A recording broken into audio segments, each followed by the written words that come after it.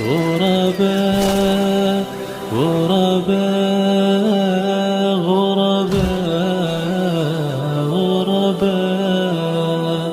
یہ قرآن آیا ہی یہ غور و فکر کرنے کے لیے، یہ قرآن آیا ہی یہ تدبر کے لیے، یہ قرآن آیا ہی یہ پڑھ کر اس پر غور کیا جائے. آپ کو معلوم ہوگا قرآن کریم نے پڑھنے کے ساتھ ساتھ تلاوت کا بھی حکم دیا ہے.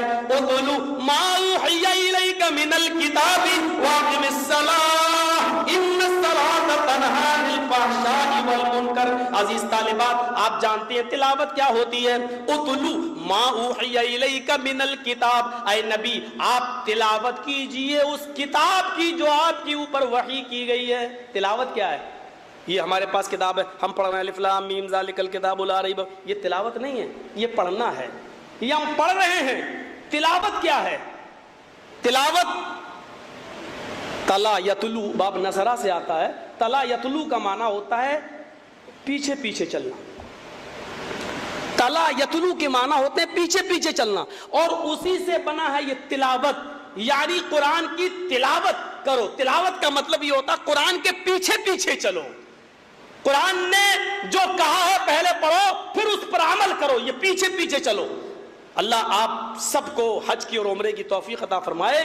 آپ جائیے اس مقدس جگہ کو دیکھنے تو آپ وہاں کبھی پوچھئے گا عرب کے لوگوں سے، وہ آج بھی تلو اونٹنی کے اس بچے کو بولتے ہیں جو اونٹنی کا بچہ اپنی ماں کے پیچھے پیچھے چلتا ہے.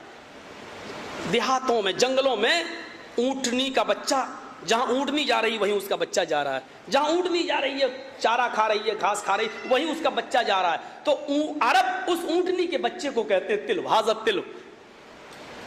اس کو جمل یا ابل وغیرہ نہیں کہتے، حاضر تلو. اور اسی تلو سے بنا تلاوت. چونکہ اونٹنی جہاں جا رہی ہے وہی اس کا بچہ اس کے پیچھے پیچھے جا رہا ہے، اس لیے جنگل کے خطرناک جانوروں سے محفوظ ہے. کوئی بھی خطرناک جانور اس کے اوپر حملہ نہیں کر رہا کیونکہ وہ اپنے ماں کے نقش قدم پہ چل رہا. جہاں ماں جا رہی ہے وہی اس کا بچہ جا رہا ہے. عرب اس بچے کو کہتے ہیں حاضر تلب، یعنی یہ بچہ محفوظ ہے کیونکہ یہ اپنے ماں کے پیچھے پیچھے چل رہا ہے. اور کوئی خطرناک جانور اگر حملہ بھی کرنا چاہے تو اس کی ماں کھڑی ہو جاتی ہے اپنے بچے کو بچانے کے لیے. تو عرب کیا کہتے ہیں؟ حاضر تلب. یہ بچہ تلب ہے، یعنی اپنے ماں کے پیچھے پیچھے چلتا ہے. اللہ کے رسول نے بھی یہی فرمایا، اور قرآن نے بھی کہا تلاوت کرو، یعنی قرآن کے پیچھے پیچھے چلو. جس طریقے سے ماں کے پیچھے بچہ چلتا ہے تو خطرناک جانوروں کے حملے سے محفوظ رہتا ہے، اسی طریقے سے اے امت اسلامیہ اور اے کائنات کے انسان، اگر تو قرآن کے پیچھے پیچھے چلے گا تو دنیا کی تمام اور ساری قوموں کے ظلم و ستم سے تو محفوظ رہے گا. آج ہمارے اوپر ظلم و ستم اس لیے ہو رہے ہیں کیونکہ ہم نے قرآن کے پیچھے پیچھے چلنا چھوڑ دیا ہے اور قرآن سے ہم نے اپنا رشتہ توڑ لیا ہے. اس تلاوت کا لفظ اسی تلو سے بنا ہے. اُتْلُ مَا أُوحِيَ إِلَيْكَ مِنَ الْكِتَابِ. اے نبی آپ تلاوت کیجئے اس کتاب کی جو آپ کے اوپر وحی کی گئی ہے، جو آپ کے اوپر اتاری گئی، جو آپ پر نازل کی گئی ہے. وَأَقِمِ الصَّلَاةَ اور نماز قائم کیجئے. إِنَّ الصَّلَاةَ تَنْهَىٰ عَنِ الْفَحْشَاءِ وَالْمُنكَرِ. نماز انسانوں کو بے شرمی و بے حیائی سے روک دیتی ہے، لیکن اس طرف ہمیں نہیں جانا ہے. تو سمجھ لیا تلاوت. قرآن کو پڑھیے اور قرآن کے ساتھ اس کی تلاوت. پڑھنا بھی ہے، سمجھنا بھی ہے، اس کے پیچھے پیچھے چلنا ہے. اور خواتین کو یہ بھی بتانا ہے یہ صرف پڑھنا نہیں ہے لے کے بیٹھ گئی رمضان میں کتنا پڑھ، 2 پڑھ لیے، 3 پڑھ لیے، 6 ختم کر لیے.